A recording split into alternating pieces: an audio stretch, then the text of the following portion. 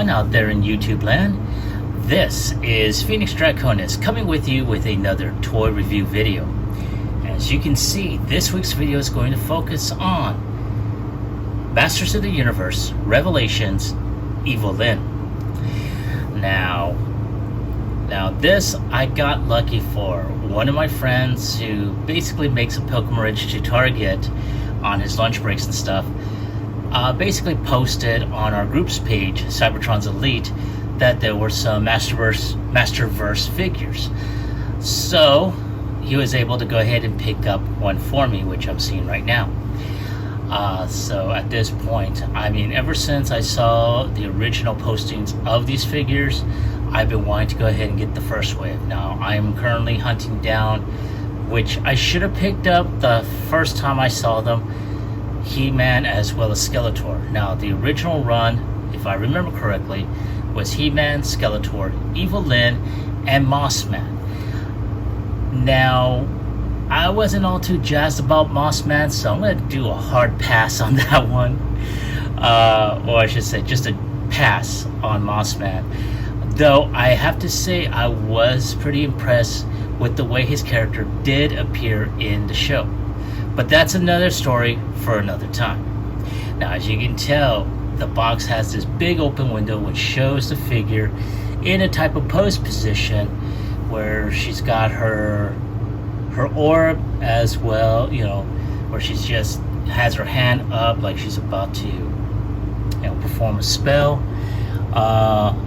She also, I don't know if you can see it, but for anyone that has this figure already, she's got her longer bow, or I should say her longer staff that has the orb.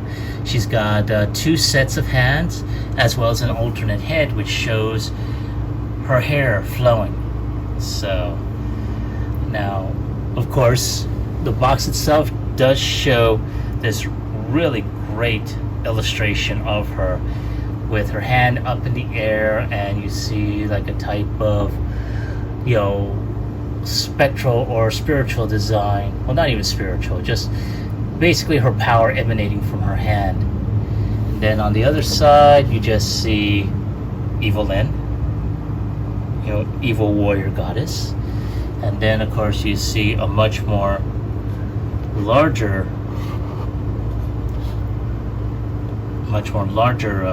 illustration, which also features the very same characters I had already mentioned earlier. Now, Mattel is putting out all the stops for this collection. I've already seen some previews from other reviewers concerning, I think, Spike War. There was another evil warrior. I forgot the name, so I do apologize. But the ones that I'm really looking forward to getting also is Man-at-Arms and Teela, this new version that appears in the show. So we'll see how that turns out.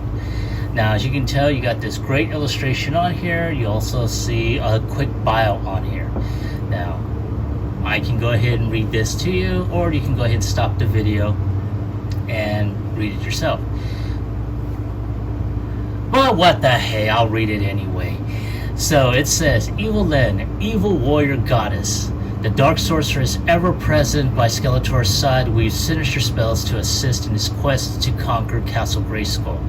A dangerous foe with malicious intent, Evil-Lyn is not above allying herself with the heroic warriors for her own ambition, and the untapped universal power held within Eternia.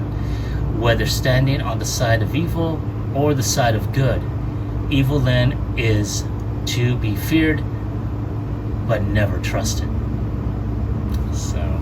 So for anyone who has seen, you know, the current series playing on Netflix, you already know what's going on. But nevertheless, let's go ahead and take one more look at the figure inside her plastic prison here, like so.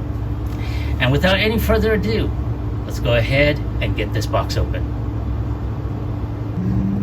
Alright folks, there she is out of her plastic prison, holding her elongated staff and orb, and her accessories before her, including her secondary head, which is kind of creepy, but hey. And I have to say, just messing around with the figure a little bit, I noticed that the plastic on these figures they feel really funny, honestly.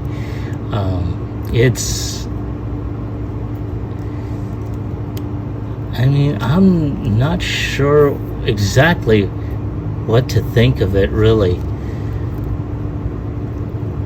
Maybe it's just me, honestly.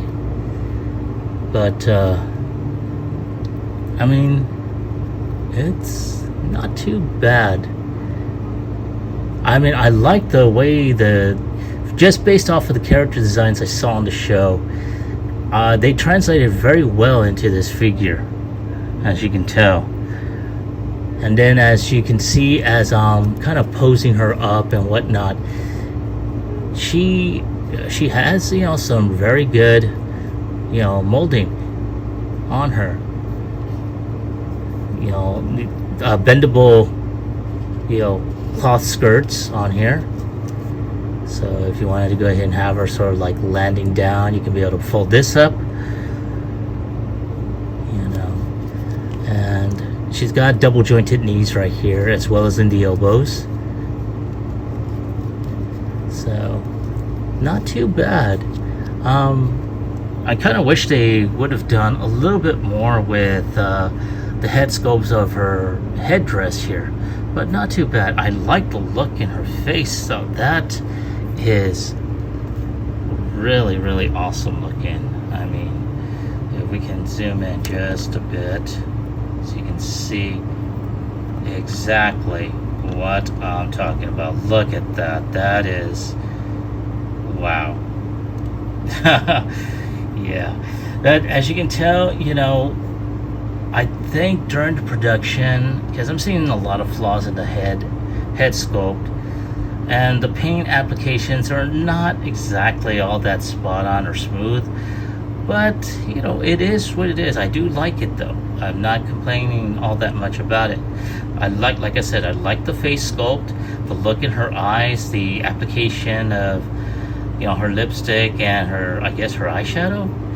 It's very, very nice. And then as they pull back out and adjust the camera accordingly, you can see she's got some runes in her skirts here, and she's got some really nice looking there we go. Sorry, I'm just adjusting the camera. But yeah, she's got some really good looking sculpts on her.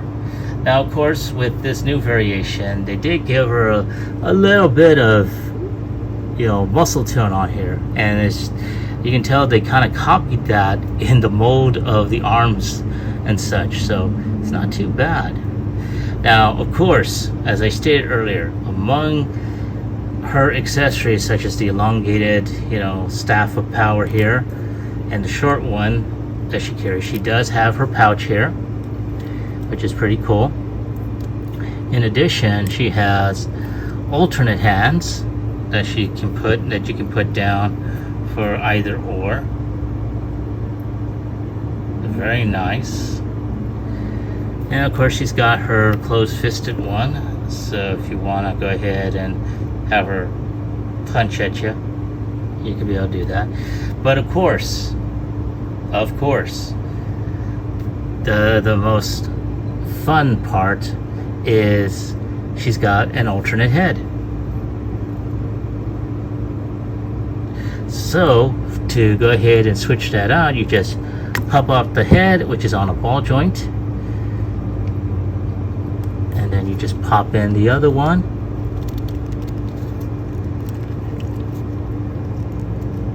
and there you go. There she is. And I have to say, the first time I saw Lyn without her helmet, it was a pretty interesting one. It didn't upset me or anything, but at least you got a chance to see her without you know, without her, you know, that headpiece that she wears all the time. And of course, she's got that same look, you know, that same look that that she had when she was wearing that helmet. As a matter of fact, let me go ahead and do a side-by-side comparison. And let's see here. Let me just adjust that right there. There we go. Zoom in. There we go. Right there. As you can tell, the face sculpt is not any different. It's just the fact that in this variation, she's got her long hair and she's wearing her headpiece. So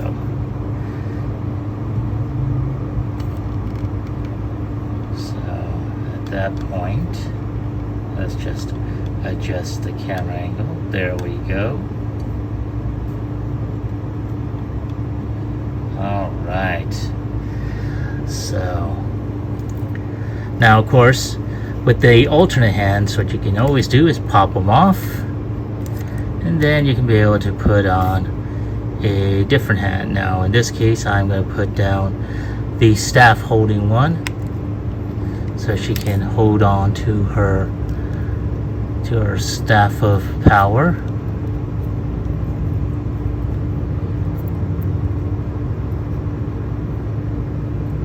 And then of course, we can probably go ahead and take this hand, off, and put down where she is holding her staff. Get these out of the way.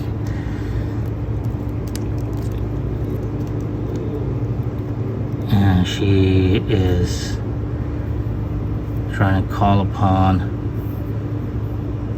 the forces from the dwindling power of Eternia.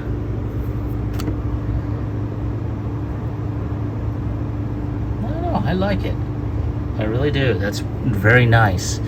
Now, of course, the hands are not all that stiff, so you're able to go ahead and slide the staff and whatnot. And of course, you can take off her bag. But there's something that I want to try and do. I'm going to take off this hand and put on her other open hand.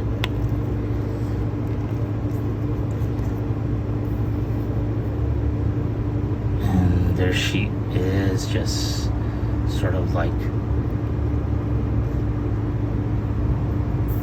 weaving power. But also, I want to see whether or not we can get her to do a kung fu kick.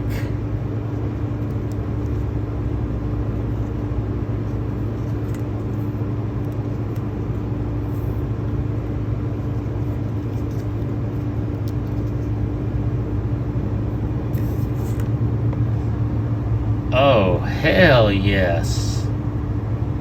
That is awesome. Hold on, I'm going to try this at a different angle. All right, man. Honestly, I like it when I'm able to get a female figure to do the kung fu kick without any type of figure stand. That is awesome. I'm really liking that. That is so awesome right there. So, now I'm going to go ahead and get her back in position.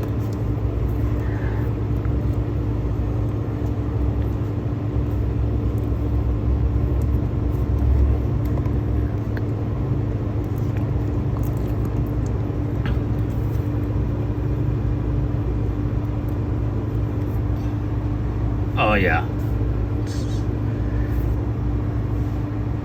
Yeah, I really like this. This is pretty cool. This is pretty cool. I like that. So there she is, posed up, ready for battle, whether she is with her bow staff or her power staff or her pouch with who knows what else is on there. I'd like to go ahead and this is pretty cool. I really like this. I'm very impressed by what I just was able to do with this figure. So let me ask you, well, before I ask away, let me go ahead and give you my score on this. On a scale of 1 through 10, I'm going to go ahead and give this a 9. Reason why I'm giving it a 9 is because it's the way the plastic feels on the arms and the legs. It's just, it feels kind of soft, honestly. So for anyone that has this figure, have you experienced that? I mean, does it feel soft to you? So let me know on that. So like I said, it's a great figure. I like it. I like the fact that I'm able to put it in a high kick stance. That's really awesome. But again, it's that one issue with the way it feels that I'm just going to go ahead and give it a 9. It's a very high score. I like it, and she's worthy of it. So let me ask you all, have you picked up this line? And if you have, do you like it? Do you hate it? Leave me your comments in the comment section down below. Like, share, subscribe, click onto the bell icon to receive notifications on new videos. Also, I'd like everyone just to be careful out there. I've been keeping an eye on the news, and I think I mentioned this in my last video. If not, then let me go ahead and make sure I say it. I know there's a lot going on. People are excited to be out and about again, but with this new variant that's hitting that's pretty much hitting the States big time, be careful out there. No event, no matter how major or insignificant it may be, is not worth you risking your life for. So do be careful out there. This is Phoenix Draconis, and I will catch you all on the flip side. Peace.